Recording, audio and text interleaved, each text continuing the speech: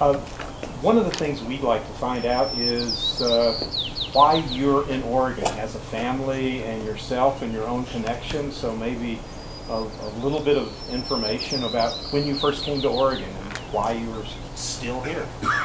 Well, me personally first came in Oregon in 1986, but my father, Robert, came in 1961 Ooh. in Oregon, where nobody was making wine, but his distributor took him and said, I'm going to take you to Oregon. You will be surprised how beautiful the place is and how similar to Burgundy it looks like. And so they came, and my father was really amazed how beautiful it was, and the valley was quite comparable to Burgundy, you know, with the Saône Valley in Burgundy, the Willamette Valley here, the slope of the hills would be the Côte d'Or, and then the Cascades, which would be our Jura and Alps. And that's it. He just went back to France and remembered how beautiful Oregon was. And you probably remember that David Lett's 1975 Pinot from his Southeast block did extremely well in Paris in 1980, and my father was very surprised to see a Pinot Noir emerge from, let's say, not nowhere, but he remembered Oregon. So in 1986 I came for the first time after my enological study. On his advice, rather than go to California, so it seems to be a really good place for Pinot. And the reason he thought was, he was not sure about the soil, but the reason was the climate. The climate is the key for the variety. And so I came in 86, made great friends, worked with David Alsine, David Lett, the Castilles, had a great time. And I think we started to talk, and they encouraged us to start something. And we were very tempted to start something, but it was a big risk and big challenge, and financially big investment to do. So we decided in 88 to make wine, but not build this winery, and see what we could do and how would the soil react, what we thought of the soil.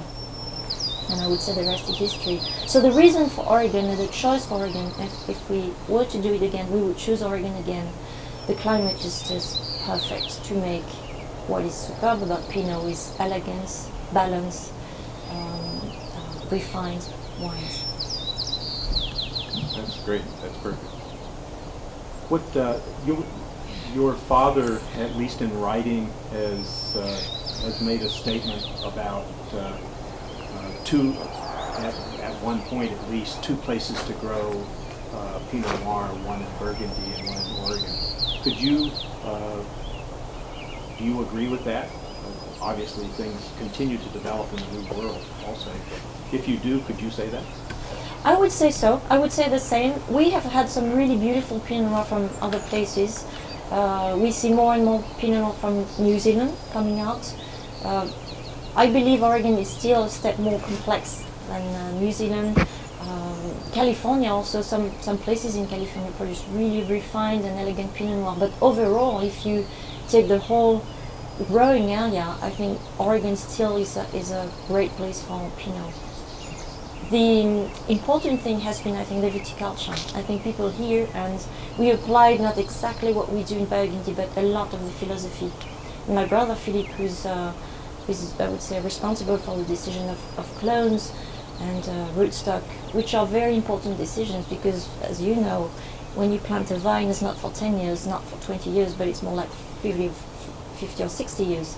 So you have to make the right decision, and we had no experience, and a lot of people had very little experience in Oregon. So all these have been fascinating things to follow up. What sort of discoveries have you made in growing grapes here that are different from Burgundy? Over the time, we realized that the growing season is actually shorter than in Burgundy. Historically, you always say after bloom, which is right now, you kind of more or less say we pick up 100 days after. It's very true in Burgundy, more or less 1 or 2 days. Over the time, we've happened to learn that here it's more maybe 1 week less. So this is one thing because we always planned the traveling here, okay, harvest will be at that time. And I get emails from our vineyard manager, Harry Lunsi, who said, it's ready, you have to come, it's ready, you have to come. And it can't be ready. You know, we are not at this time, 100 days. But truly, we've discovered that the growing season, the grapes just ripen a little more rapidly. The summers are warmer. You have less rain in Oregon than you have in Burgundy. Overall of the year, the amount of rain is the same. It just doesn't arrive at the same time. Burgundy has sometimes problem because of that, of rot or back season, which is not so nice. And Oregon, we usually, like touch wood, but have a beautiful late season that allows us to pick grapes in perfect conditions. Talk about Pinot Noir and what the perfect Pinot Noir is, and maybe some of the challenges that you've seen over the last 20 years in marketing and where the marketplace is now for Pinot. I think the challenge was, first, Oregon was not a well-known place, and it was not, Oregon Pinot Noir was not a well-known wine. I think over 20 years it has been recognized now that Oregon is a good place to grow Pinot. Sometimes I like to remind people that if you take France, Bordeaux does not produce Pinot. They're not allowed to, just the climate is not suitable for the variety, and Burgundy does not produce Cabernet. Now I'm not saying Oregon should only produce Pinot, and let's say the California Napa Valley or Sonoma should only produce Cabernet, because we've had some great Pinot. But it's great to find an identity for a place like here. And marketing Pinot Noir, I think people didn't know what to expect. What should a Pinot taste like? They've been used and exposed to Cabernet for a long time, just because in France, one bottle of Cabernet, one bottle of Pinot is produced when 10 bottles of Cabernet are produced. Just the exposure was so much bigger.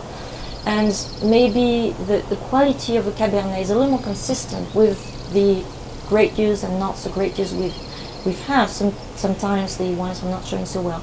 So Pinot was more a challenge to present to the people as, show them a great bottle of wine. But they have to know that Pinot naturally is not a very dark color grape variety. Technically we can do that, but when we extract too much of the Pinot, it's at the expense of the finesse and the elegance.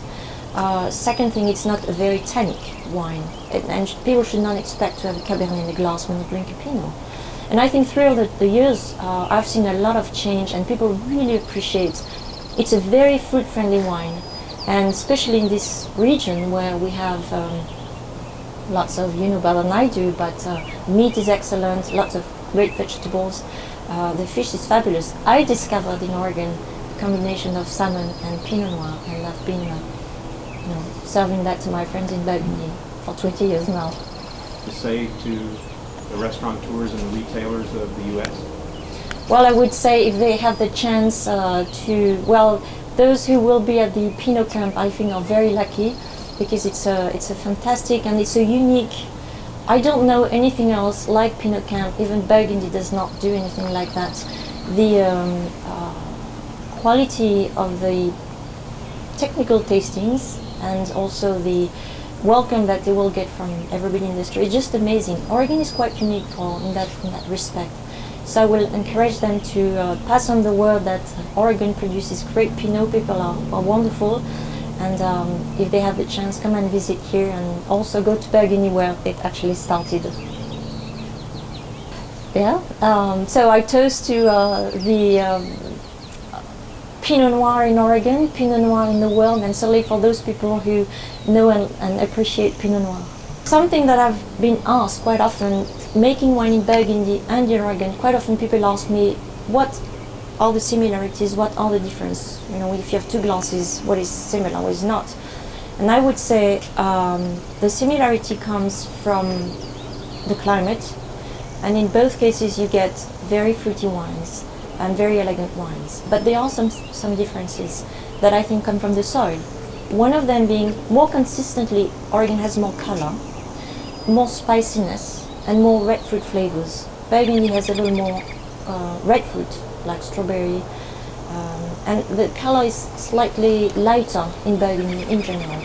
On the palate, Oregon Pinot tends to have naturally more shoulders, a little more structure wines. And in Burgundy, except if you have a wine like a Corton or Moret or wine from Geoffroy-Chambertin, generally the wines might be a little more softer.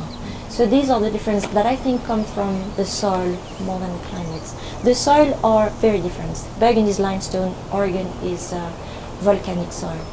So this was a big surprise to see how similar the wines could be, and yet with slight differences, but the soil being so different. underlines the fact that climate is the key.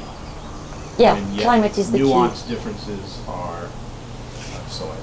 Nuances differences are all definitely the soils, and probably also the rootstock, the clone. I don't know yet on the property if this block is consistently producing great wines. Is it because the soil is perfect at this place, or is it because the choice of the rootstock and the clone, it's just a great combination? And so I think over time this will tell, because the clone doesn't stay a clone for a long time. The clone mutates.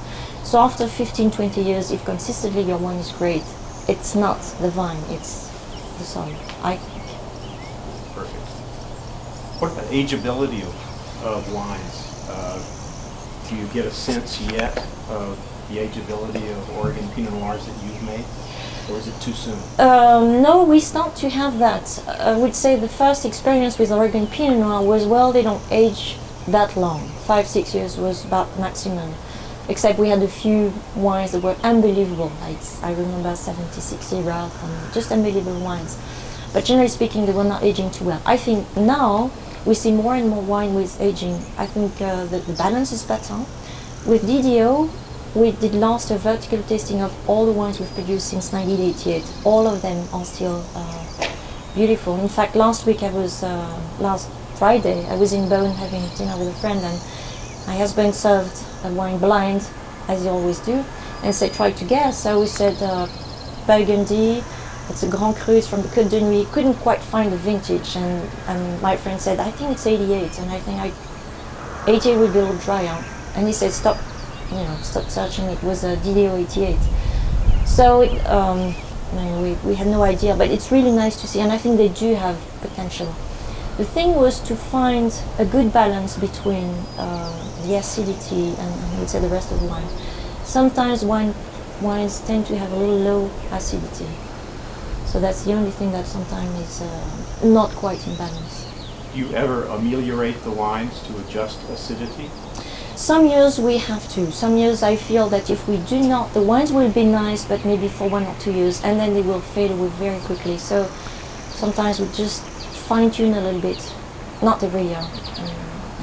Do you do anything differently in winemaking here than in Burgundy? Really not.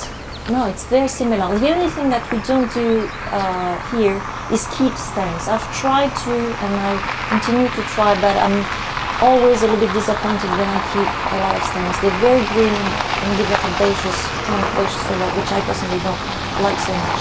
And in Burgundy, we tend to keep stems almost, not 100%, but 1/3 of the stems, very common. We found that some vineyards we can't keep stems, but other vineyards it's perfect. It's perfect. But they're usually older vineyards too. Right, and also probably with the age of the vines. But the stems needs to be right, and that's very important. Thank you very much. My pleasure.